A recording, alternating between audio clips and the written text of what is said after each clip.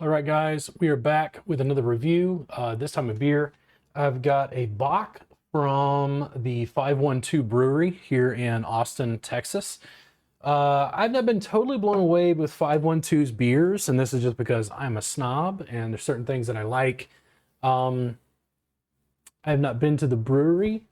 This is just me, speaking about my experience. Let me go ahead and crack this open, get a taste to give a good review of this.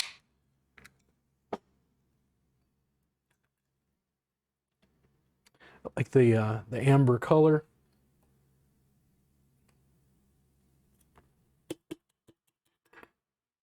I always go back to Shiner Bock as the sort of quintessential Bock beer that I've had.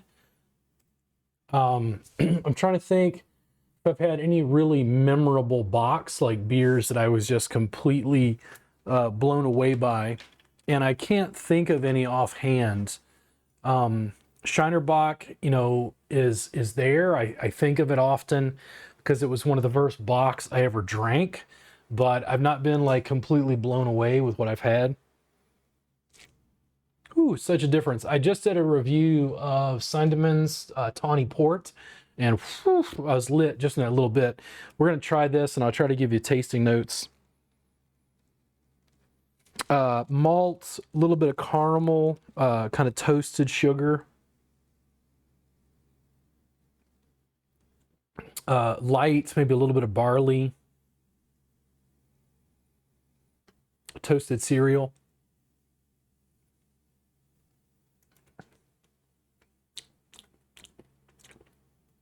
Very flavorful biscuits.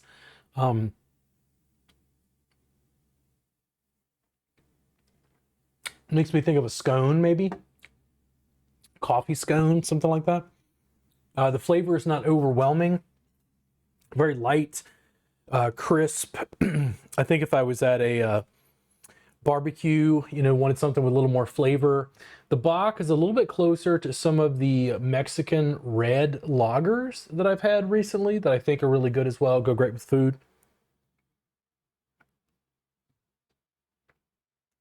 It's got a wonderful, let me get it here. Got a wonderful color there. Very rich.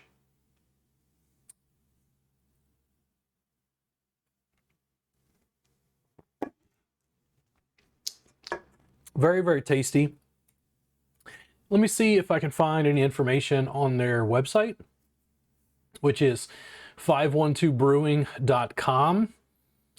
The malt is Munich and Cara Munich with Magnum and Pearl, which I'm not sure. It's got international bitterness units 20, 5.9% by fluid alcohol by volume.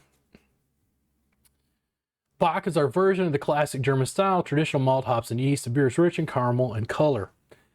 Smooth, slightly toasted bread with mild caramel notes, a medium body, medium carbonation. Easy drinking lager. Perfect transition to cooler nights. Yeah. I'm not totally blown away. It's not, it's definitely not like the best beer I've ever had. I would definitely buy this again. I would not turn my nose up at it. I think that